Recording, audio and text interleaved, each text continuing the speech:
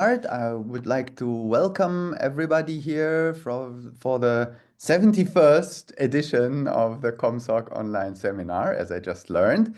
We have two wonderful speakers today, Laszlo Vegh and Matthias Greger. And first is Laszlo Vegh from University of Bonn. You have half an hour. Please, Laszlo.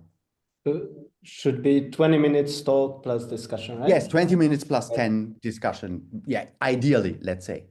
Okay. All right. I ask everybody to mute except Laszlo, and questions preferably over the chat.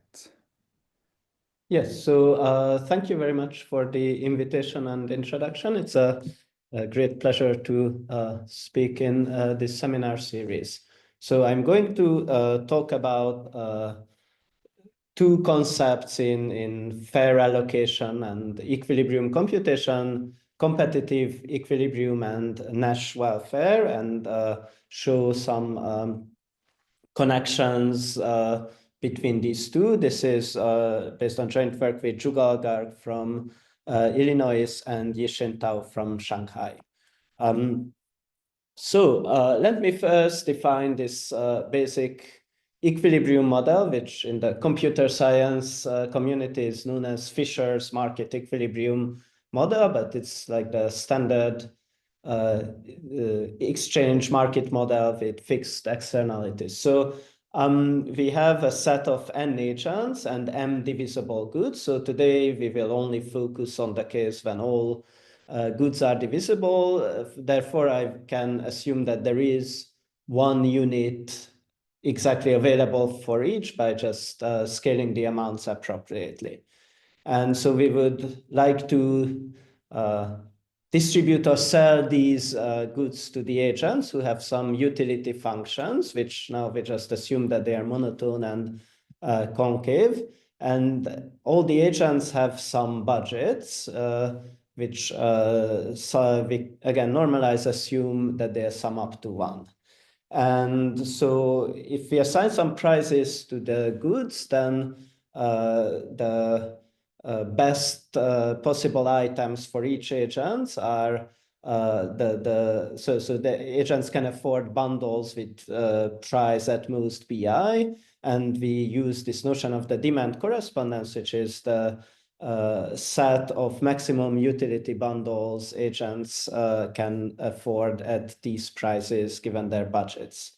And so like the classical concept of competitive equilibrium includes prices for the goods and an allocation of the items so that all agents are as happy as it can go at these prices. So each of them get a fractional bundle that maximizes their utility. And moreover, no item is oversold, and whatever has a positive price is sold exactly fully.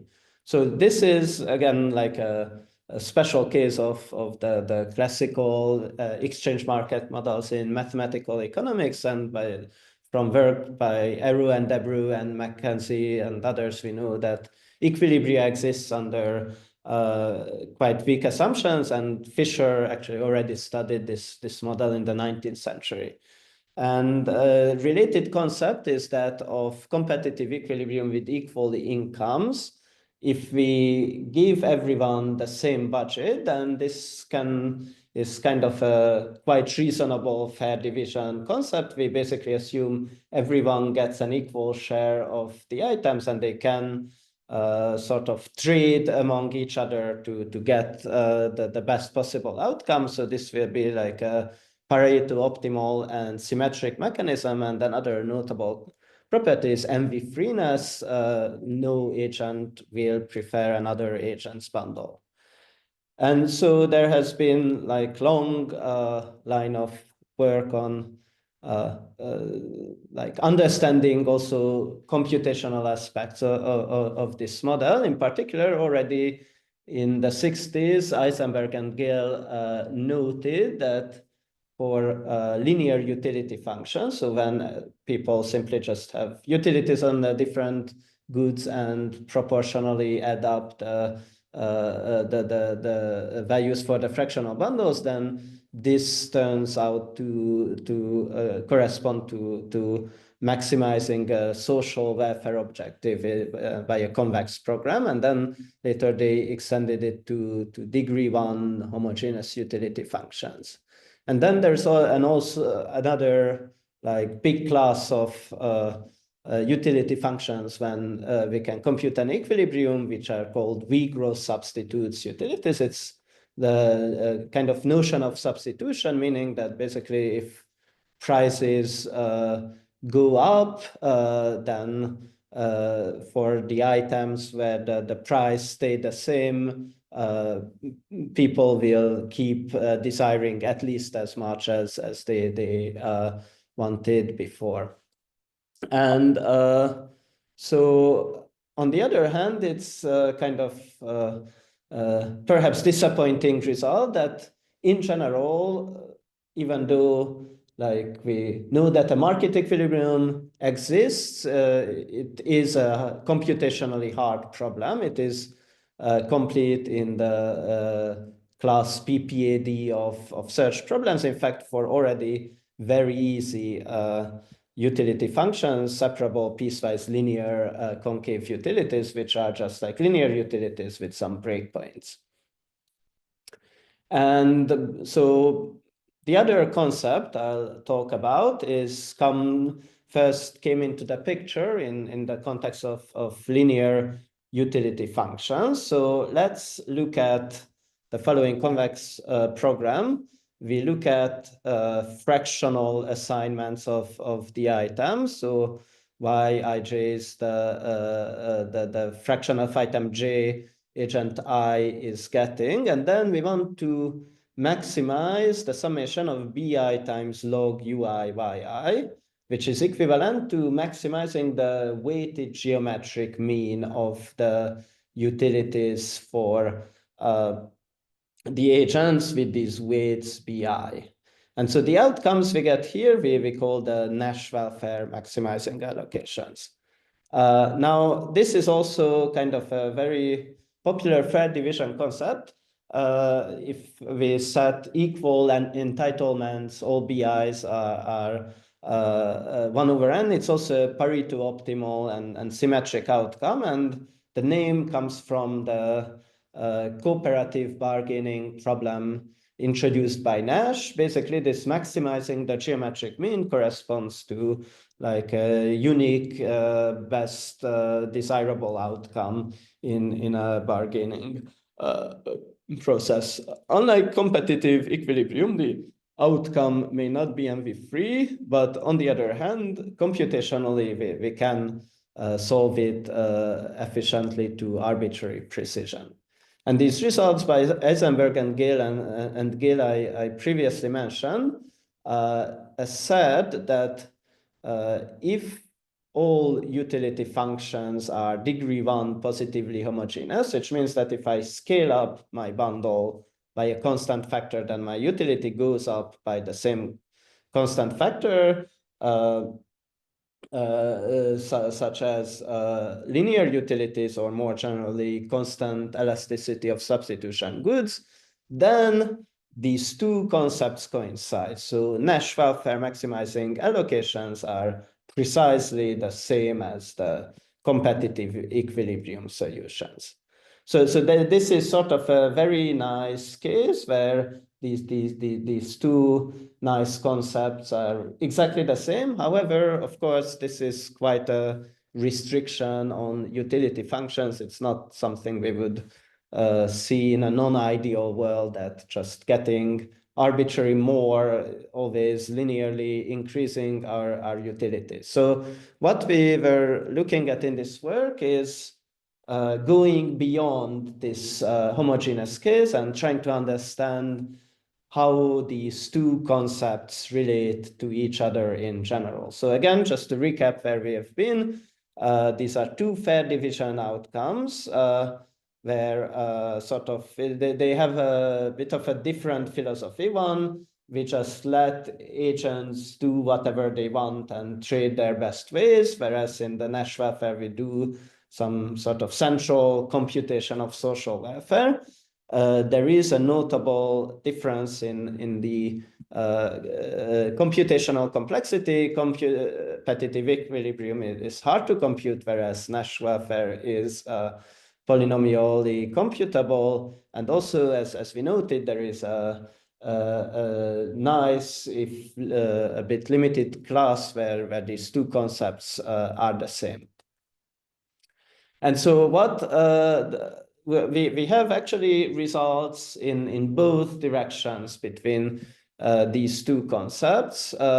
So we show that competitive equilibrium somewhat resembles Nash welfare in a certain sense, and also that Nash welfare also has properties akin to competitive equilibrium. In fact, our key result will be that for a certain subclass, quite broad class of utility functions, they are remarkably close to each other. So the first will be a price of anarchy style result, which basically says that if we look at the competitive equilibrium, it's doing sort of quite well in terms of Nash welfare. It will give a constant factor approximation of the geometric mean objective. In the other direction, we show that on the other hand, the Nash welfare will be kind of a half approximate competitive equilibrium. And then I'll introduce this class of Gale substitute utilities where the Nash welfare outcome gives a uniform good approximation of all competitive equilibria simultaneously. So first, I just briefly mention this price of anarchy result, which is actually a quite elementary one, even though we haven't found it in previous literature.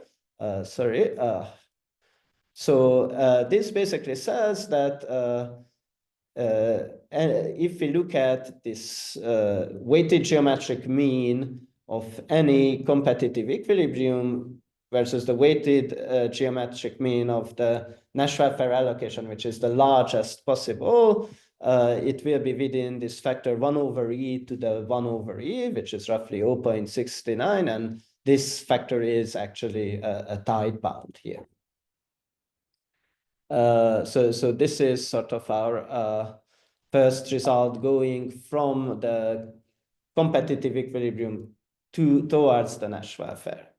And then in the other direction, so this Nash welfare primarily gives us an allocation, but then it's a convex program. There are optimal Lagrange multipliers corresponding to the allocation constraints, which we can interpret as prices. And if we do so, then we will actually also have budget feasible allocations. And in fact, it will be, in a sense, a half approximate competitive equilibrium. Every agent at the given prices will get a bundle which is at least half of the best possible they can get, which in particular shows some partial envy freeness. So if all the budgets are the same, while market equilibrium is envy-free, here people would envy other people only up to a factor 2, which is, of course, still could be quite a large envy. Now, of course, so this half approximate equilibrium might be a bit unsatisfactory.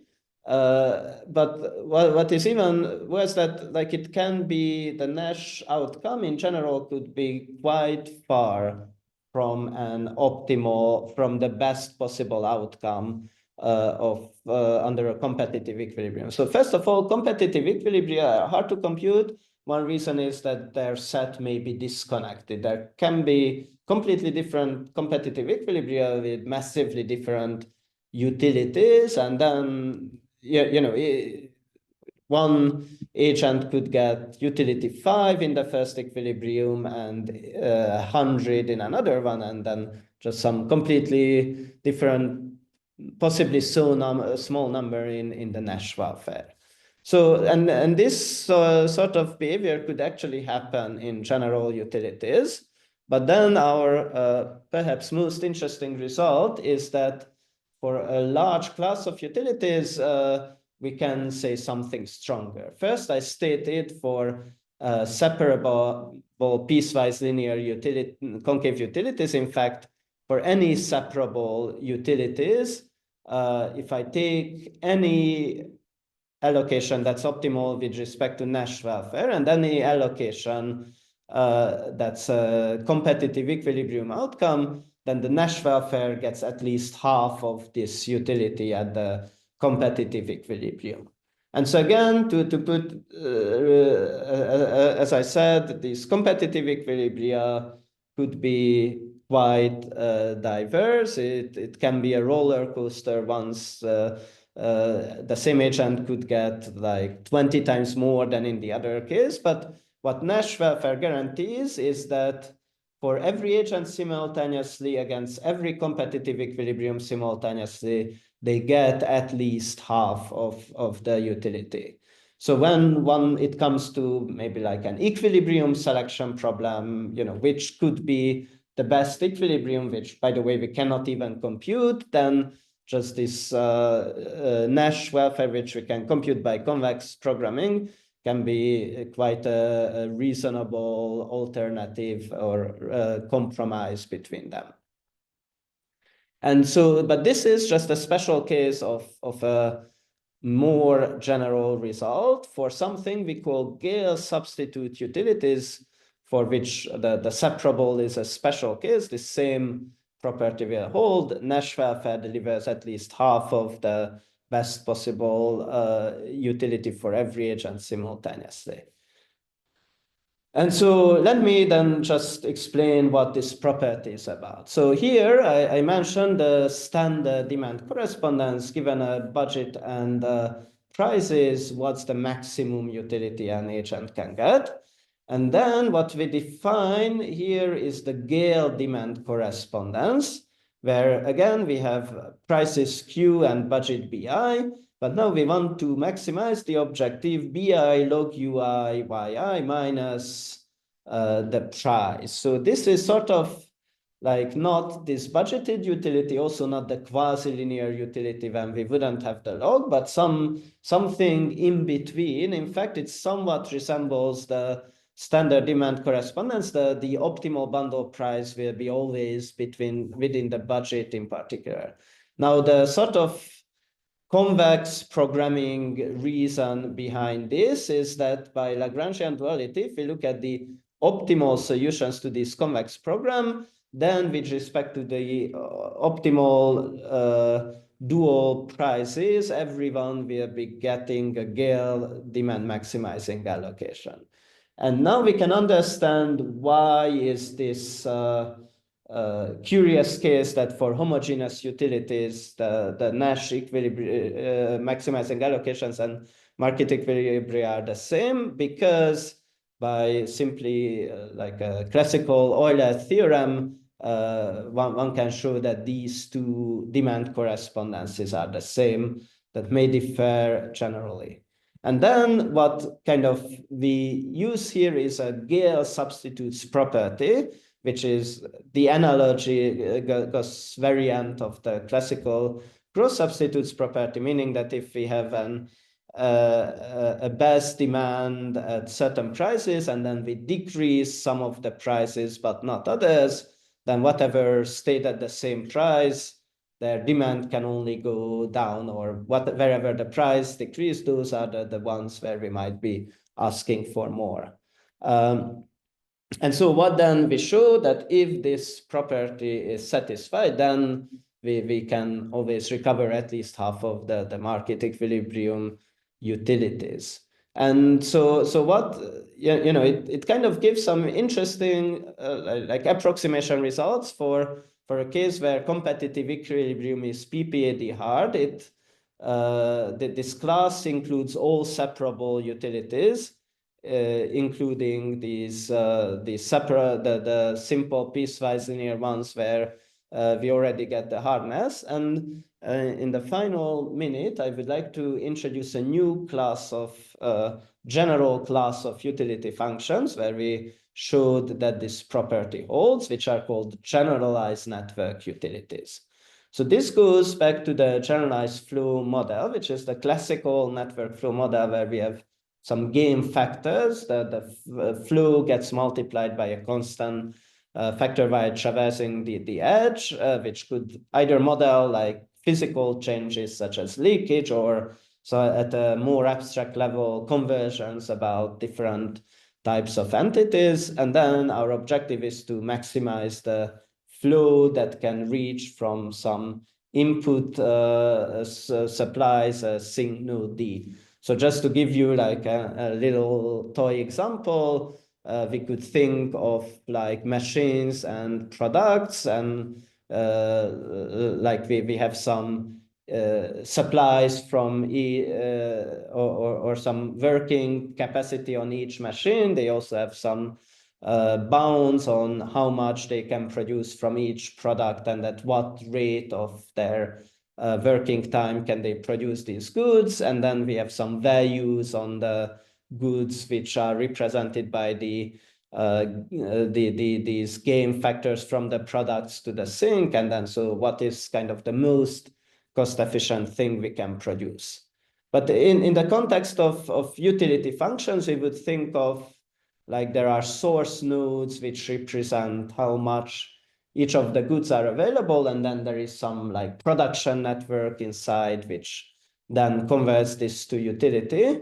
So a very like separable piecewise linear concave utilities come at a very simple setting when we simply have the sources and the sink and parallel edges, one for each linear piece. And then we also capture some other previously studied utility functions I don't mention here. I just mentioned that in general, whatever utility functions arise in this form have this Gauss substitutes property, and therefore have this favorable approximation between Nash welfare and competitive equilibrium.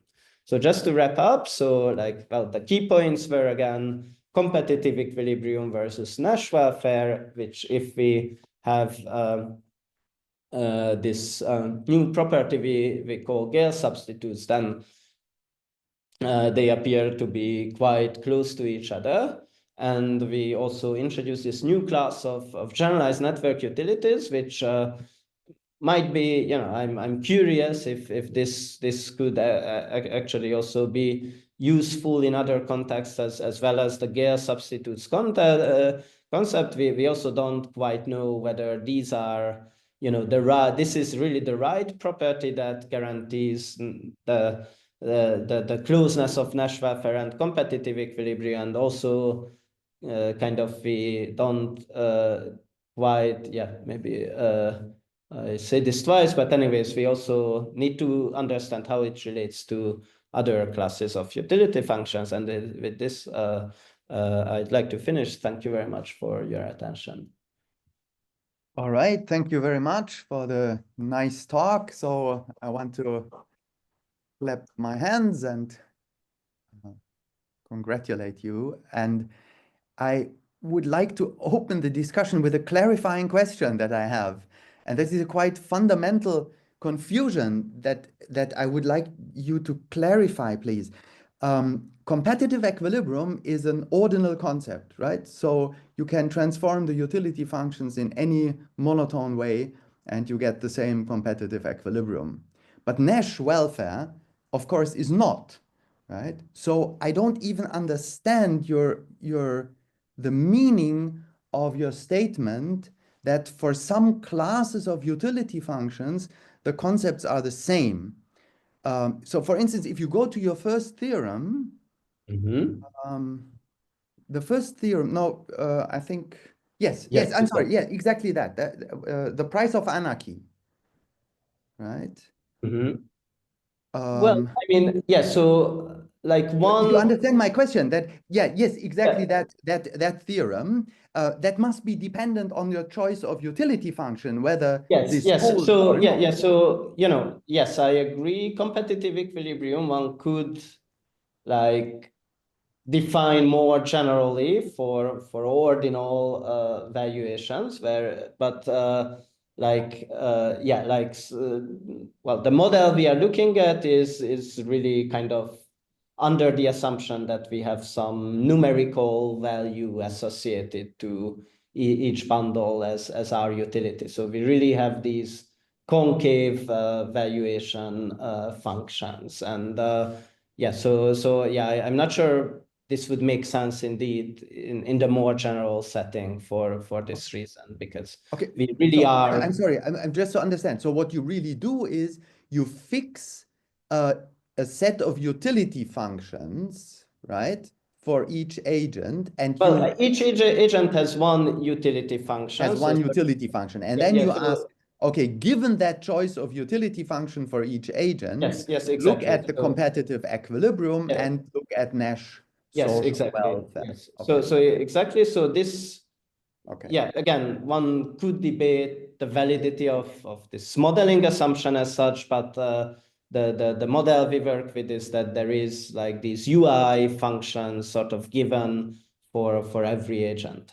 And they are cardinal utilities, right? So in your model, you insert cardinal utilities, although you don't need that for the definition Well, of. I mean, no. So I don't like it really is like, you know, like a continuous function from like fractional bundles to real numbers. Like I can evaluate how happy I am if I get this particular fractional bundle. Okay. All right. Yeah, I think I got the point. All right. There are some further questions here. Well, the first question was, is the factor 1/2 tight? I suppose Peter from Yes, I don't recall the exact example, but yes, it is tight in this sense. Of course, one could ask whether for some more restricted classes we could get better factors, but I think it's already for some simple piecewise linear case we can suffer this factor half. So it's not quite clear what would be sort of where we can tighten the screws and say that for a special class it gets better. All right. Peter, are you satisfied with the answer, or do you want to add something? No, I was wondered. He had another approximation where he gave an explicit analytic expression for the approximation factor. In this 1/2, there was no reason. So it could as well have been some numerical approximation of something which he had achieved. But if it's tight, it's okay. Thanks. Sorry, so what work were you referring to? He had another result where there was this factor 0.969, where he had an analytic expression for what the number meant. So he was curious whether that also holded for this 1/2. Yeah, I mean, this 1/2 just comes from some basically just some basic convexity arguments. So yeah, like there is nothing like super exciting behind it, I have to say. Okay, thanks. And so the work you mentioned, I didn't catch the name of the author. Can you? Or was it something related? No, it was relating to another result in your presentation, where you had the factor 0.69. Okay, thanks. All right. Okay, there are two more questions I have here. Amy asked a simple clarification question. At the start, you described the Fisher market as a market model with fixed externalities. What do you mean by that caveat? What are the externalities? Yeah, well, okay, sorry. So like it's kind of, yeah, I just meant that like the goods are sort of well, we can view it in really two ways as a general exchange market model. We could either say that there are these fixed supplies brought in by an outside seller and like people just kind of want to spend their money on them, or perhaps kind of the better way of looking at it is that everyone has like an equal share of all items they bring in the proportion of their budgets BI. So, and then they basically want to trade with them. So the externalities refer to this first interpretation. Okay, Amy, is that satisfactory? Yeah, okay. And then Dominic has a question that I read for you. Are there any senses in which Nash is as good as possible, right? That means what that means it would not be possible to do better than your factors in polynomial time, or is it possible to define a, let's say, connected solution concept that has better factors? I mean, in the computational time, right? Yeah, so very good question. I mean, you know, like the only thing I know is Nash optimal in is, well, maximizing this geometric social welfare, as well as, of course, the nice properties that come with this. So it's, you know, itself is quite a well motivated concept. But if we want to look at this equilibrium approximation now, yeah, so you are basically asking, could we get with possibly some other concept like better than this factor 2 for everyone simultaneously, right? Yes. That's a Yes. question. So I remember we were thinking about this, but I don't think we had an example or arguments against. So I think in principle, like, yes, that might be possible. Okay, so it is possible that there is another. Yes, so I'm not 100% sure. Again, like, would need to look if we had some examples which show that one cannot hope for better than half, but I don't have any immediate answer. All right. I think we're out of time, and we had a nice discussion. So thanks again for the speaker. Thanks so much for the questions as well. And let's go to the breakout rooms. Okay. See you in 10 minutes. Very good. So then we have the second speaker for today, Matthias Greger from TU Munich, and he will talk about optimal budget aggregation.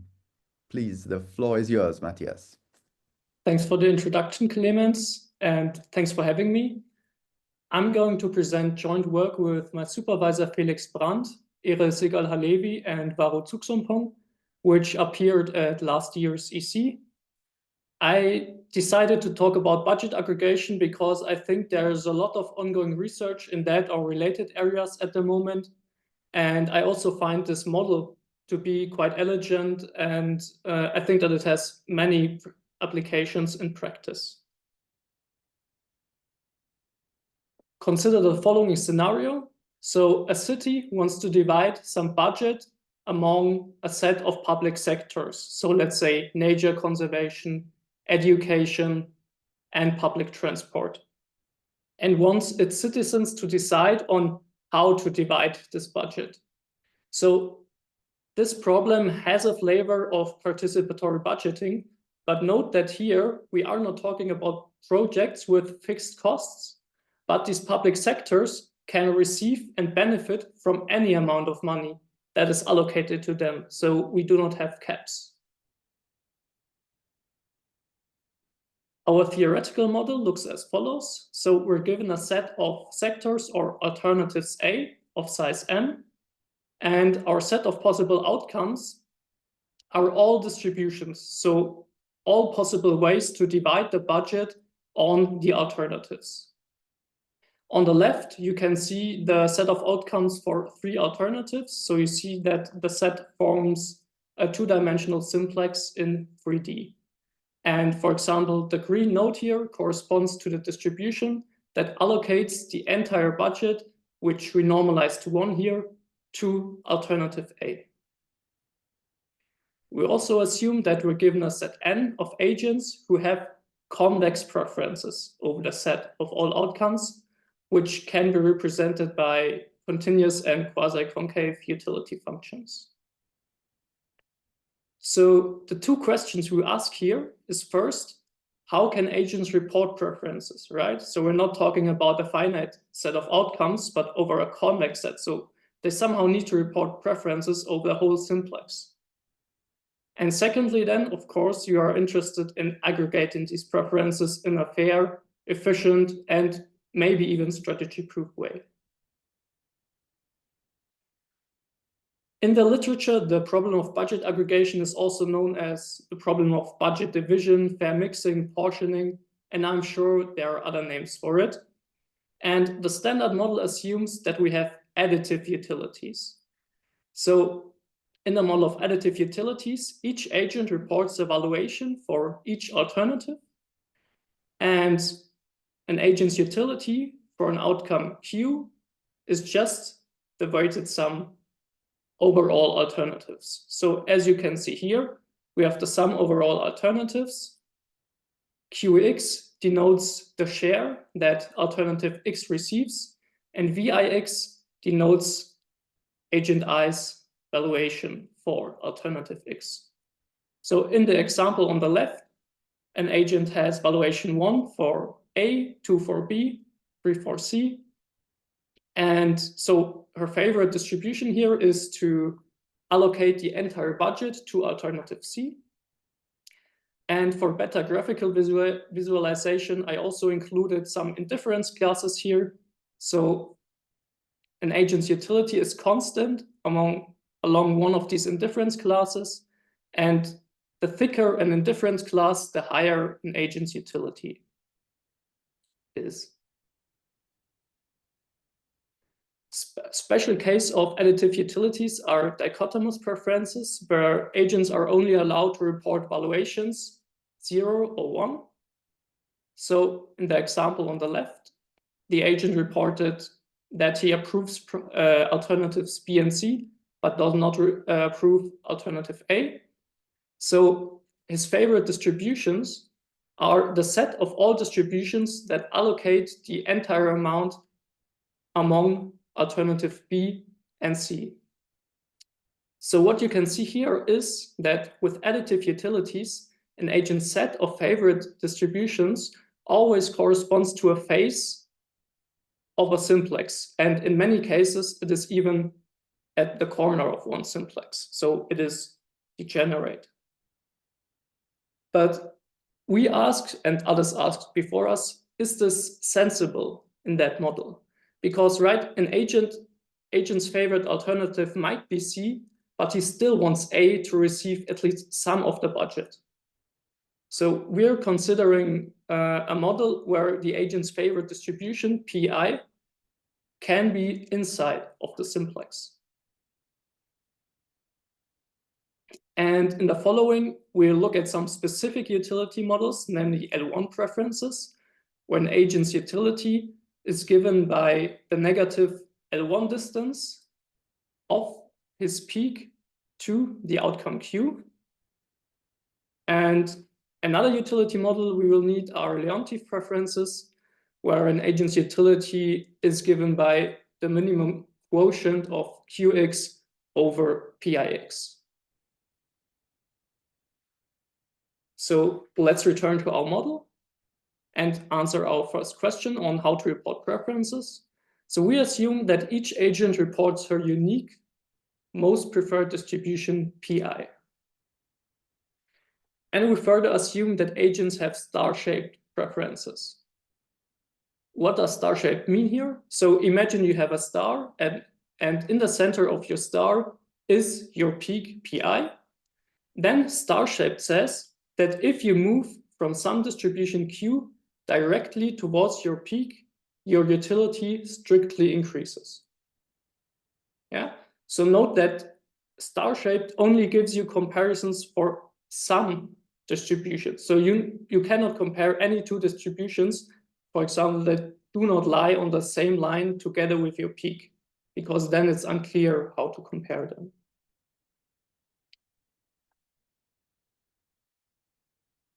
So now we come to our second question on how to aggregate preferences. And for that, we want to look at mechanisms who take as input the peaks of the agents and return a unique distribution Q from the simplex. As desirable properties of a mechanism, we consider strategy proofness, efficiency, and fairness. So strategy proofness here just means that no agent can benefit from misreporting her peak. So reporting the wrong peak, an agent cannot gain utility. For efficiency, we consider Pareto optimality. So we say that a distribution is efficient if there does not exist another distribution where no agent is worse off and at least one agent is strictly better. And we say that a mechanism is efficient if it always returns efficient distributions. For fairness, there are a lot of different concepts in the literature, but the one I want to concentrate on in this talk is proportionality. So proportionality fixes the outcome on specific profiles, namely profiles where all peaks of the agents are at corners of the simplex. So let's look at an example for that. Here we're given 6 agents. One agent has her peak, so her favorite distribution at A, 2 agents at B, and 3 agents at C. So proportionality now requires that we distribute the budget proportional to the agents at the peaks. So here you can see A receives 1/6 because one of 6 agents has their peak at A. So let me again stress that proportionality is, in a sense, a quite weak axiom, right? Because as soon as one agent deviates, so for example, let's say one agent who has her peak at C slightly moves her peak into any direction, then proportionality does not tell us anything. So this notion is indeed quite weak. So what we ask now is, are there mechanisms that satisfy these 3 properties: strategy proofness, efficiency, and proportionality? Well, and the answer is, for 2 alternatives, there is one mechanism that satisfies these 3 properties, namely the uniform phantom mechanism, which I'll talk about it in a minute. And we even have a characterization, namely, if we have 2 alternatives, then the only continuous mechanism that satisfies strategy proofness and proportionality is the uniform phantom mechanism. This theorem differs from other theorems that are known in the literature in the way that it is independent of the underlying utility model. Because if you think about 2 alternatives, then star-shaped preferences exactly correspond to single peak preferences, right? And by independent of the underlying utility model, we mean that this theorem really holds for any class of single peak preferences.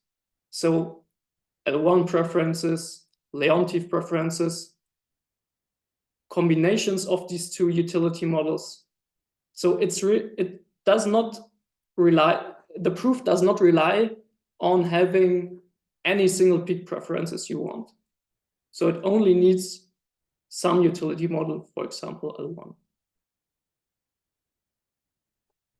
So let me quickly explain the uniform phantom mechanism.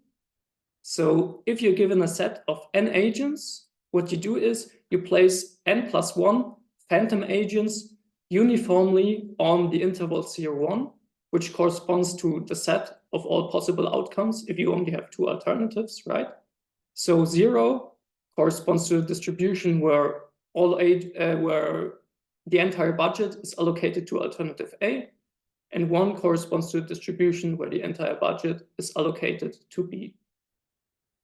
Now, given these n+1 phantoms, we add the peaks to the line and then just take the median of the now 2 n+1 peaks we have. So the n+1 peaks of the phantom agents and the n peaks from our set of n agents. For more than 2 alternatives, it is not possible to make statements independent of the underlying utility model. So we start with considering L1 preferences. So an agent's utility is given by the negative distance of her peak to the return distribution. And it is already known that you can satisfy 2 of these 3 axioms. So for example, efficiency and strategy proofness is satisfied by dictatorships. So returning the peak of a fixed agent for each profile. You can modify these dictatorships to satisfy efficiency and proportionality. And strategy proofness and proportionality can be satisfied by a very interesting mechanism that's called independent markets that kind of generalizes phantoms to higher dimensions, but I do not want to go into detail here. But it was not known whether you can satisfy these 3 properties simultaneously. And as it turns out, that's unfortunately not possible. So no mechanism satisfies efficiency, strategy proofness, and proportionality if you have at least 3 alternatives and 3 agents, and these bounds are tight on M and N. For Leontief preferences, the situation looks slightly different because it turns out there exists a mechanism that satisfies these 3 properties, namely the Nash product rule, which returns the distribution that maximizes the product of the agent's utilities. And again, we even obtained a characterization saying that with Leontief preferences, Nash is the only continuous mechanism. And by the way, continuous here means that if you slightly move an agent's peak, then the outcome cannot really change. So continuous with respect to the input, so the agent's peaks. So Nash is the only continuous mechanism that satisfies group strategy proofness. So even a group of agents can beneficially misreport their peaks. And a core-based fairness notion that is stronger than proportionality.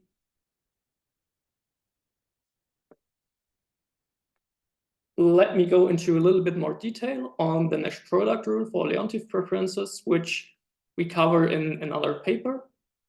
So again, quick repetition, Leontief preferences, an agent's utility is given by the minimum quotient of Qx over Pix, where Qx denotes the share of alternative x in the outcome, and Pix denotes the share agent I wants x to receive under his most preferred distribution.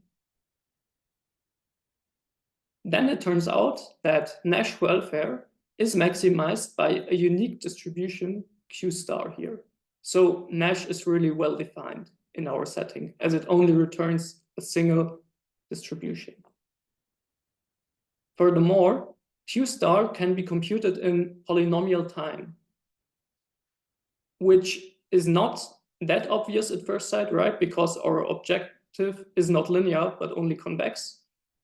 But we can use similar techniques to private good markets, where it's also possible to compute these outcomes in polynomial time, at least for some utility models. And maybe another interesting fact is that with 2 alternatives, Nash for Leontief preferences is equivalent to the uniform mechanism for L1 preferences, right? Because we characterize the uniform mechanism based on axioms that both Nash for Leontief preferences and the uniform phantom mechanism for L1 preferences satisfy if we only have two alternatives. So let me summarize. We saw that for two alternatives, the uniform phantom mechanism really seems like the most attractive rule, at least given our axioms. If we have more than two alternatives, the class of star-shaped preferences is kind of rich enough to contain both impossibilities and possibilities, depending on which utility model we're looking at. So we saw that we have impossibilities for L1 preferences. And in our paper, we also show that for L-infinity preferences, so where an agent's utility is given by the negative of the maximum distance in one coordinate of a peak to the outcome. We obtained a characterization of Nash for Leontief preferences, so showed that if we have Leontief preferences, it is really possible to satisfy our desired axioms. So what we want to do now in the future, or what are interesting directions for future research, are, first of all, to investigate other utility models from the class of star-shaped preferences, for example, L1 preferences. Then, of course, we choose here proportionality as our fairness axiom, but you could also think about other fairness axioms like the core or another property called individual fair share. And finally, what I think is really important is to work towards a general understanding of star-shaped preferences. So if agents are confronted with like reporting their favorite distribution, are their preferences really star-shaped? So how well do star-shaped preferences reflect reality? So I think that's all I have to say. Thanks for your attention, and I'm looking forward to any questions you have. Very good. So let's thank the speaker for the nice talk. I would like, again, start with a clarifying question. Sure. Now, I mean, star-shaped preferences are more general than convex preferences. Where does it materialize that you have a larger class than, I mean, every convex preference is star-shaped, correct? Mm-hmm. I think so, yeah. Yeah, I mean, yes, because I mean, star-shaped means that if you take the best element and some non-best element and you go along a line, right, then utility is monotone along that line, right? And convexity gives you, I mean, that is implied by convexity, but convexity gives you further restrictions. So where in your results do you use the fact that star-shaped preferences give you less restrictions than convexity? I do not see that. I mean, why don't you focus on convex preferences instead of star-shaped preferences? Mm-hmm. So our goal here was to really like, and that's maybe like the first question that I tried to cover is on how could agents report preferences, right? So we assume that agents report their favorite distribution and then assume star-shaped. We could still assume convex preferences. Yes. That we could do either way, but for that you have, there are existing impossibility results in the literature. That's correct. So we think that at least for specific applications in budget aggregation, it is sensible to restrict the space of possible preferences because to, for example, star-shaped, because we just think that that's what's close to the reality, right? So if you consider convex preferences, then impossibilities might arise because of preferences that are not realistic, at least for some models. But the question is, if star-shaped preferences are even more general than convex, I mean, this is a larger class than convex preferences, why would you expect possibility results when you already have impossibility results for the domain of convex preferences? I'm actually pretty sure. Maybe, I'm pretty sure that the standard went over that a little bit quick, but like in the beginning, we assumed that we have convex preferences. Okay. Yes. And then additionally impose star-shaped on that. But this I do, okay. So I'm confused now. If you have convex preferences and you have this unique peak, right? If the peak is unique and you have convex preferences, they must automatically be star-shaped. Let me think about it.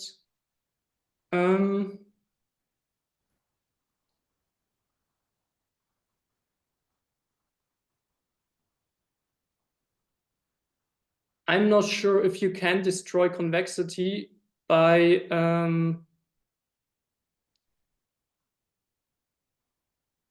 okay, you mean that convex preferences imply star-shaped, right? Yes.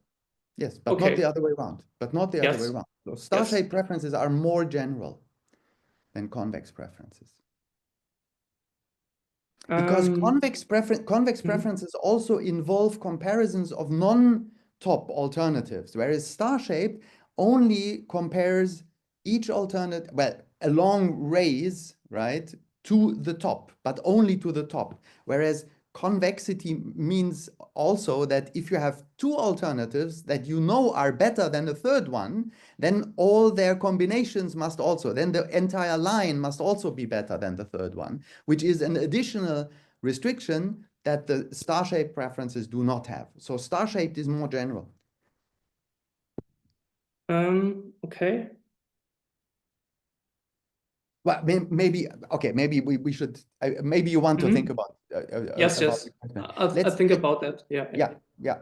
Thanks. But like our general idea was that like, right, convex preferences are maybe too general and maybe even star-shaped are more general. So we look at like specific utility models in these classes that satisfy these properties. Okay. Amy Greenwald says or asks, can you relate your notion of fairness to envy-freeness? Because in the last talk we heard that Nash did not satisfy envy-freeness. Maybe that is why you study a different notion of fairness. So I think the problem we are considering here is quite different to the model from the last talk. So in the last talk, private good markets were considered. So you distribute goods among agents. And here we consider some form of, you could say public good markets, right? Or you have one outcome, but all agents simultaneously benefit from that outcome. So it is quite a different model. And you can compare some fairness notions from here and there, but in general, it is not possible to, or you have to be very careful, at least when transferring fairness notions. I mean, envy-freeness in some sense is trivially satisfied in this model because everybody consumes the same bundle, right? You choose a budget allocation and everybody consumes that. There's no question of envy-freeness in this model. Yeah. All right, further questions. Sajan has a question. For orthogonal dimensions as shown by ABC in the diagram, we see it just in the moment, right? That's good. Denoting a voter's preference to distribute the budget across these. However, for an actual project in which a single project may coincide with two different dimensions, is this something that is considered in the model? I'm not sure I understand the question. So maybe Sajan, do you want to? So like in our model, I think the projects really refer to alternatives. So the corners, right? Yes. So if you have a certain set of alternatives, then these correspond exactly to the projects, or what I called it in the beginning, public sectors. So that there are no alternatives kind of lying inside of the simplex, for example. Does it answer your question, Sajan, or do you want to unmute and ask again or comment? No, okay. So he says thank you. Yes. Well, more questions. We still have some time.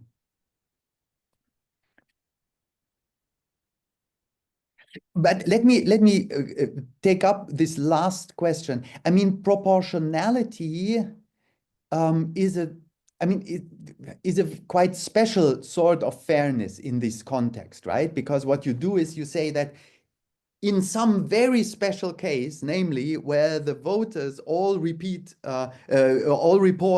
extreme allocations, right? If they prefer the corners, then I'm requiring something. Well, it's a weak condition. I agree, but it seems, well, okay. Can you say something about other notions of fairness that one would like to implement here, and why do we end up with that quite special property of proportionality here? Mm-hmm. So it is true that proportionality is quite a special fairness property, and it is sensible for L1 preferences and also Leontief preferences, but for like other preference models, like for example L2 preferences, it is not so clear, just because of the structure of these preferences, that proportionality might be the desirable axioms in these settings. So that's why I mentioned at the end that you could look at other fairness notions like the core, which some of you might be familiar with, or the other interesting fairness notion, I think, is individual fair share, which basically says that if you divide the budget equally among all participating agents, then each agent has the right to distribute 1 over n of the budget and obtain a certain utility, independent of how others distribute their utility, or dependent on how others distribute their utility. But this gives them kind of like a minimum utility they can achieve by themselves, right? Because they have like this 1 over n budget, and that's what's covered by individual fair share. And that's really applicable to basically any utility model you have out there. And we also have previous results on that.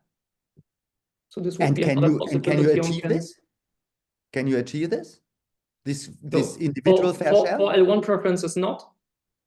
Okay. For Leontief preferences, this Nash in fact satisfies it. So it is again the same as for proportionality here. But it would be interesting to also consider it for other preferences. Okay, very nice. Very nice. So if there are no more questions, and I do not see any more, then I would like to thank Matthias and both speakers for the nice talks for today. Yeah, wonderful. Again, a round of applause, please, to them. And then we can close, and I want to announce the next COMSOC video seminar, and it will take place on 26th of March, and we have the speakers Christian Bastek and Paolo Turini.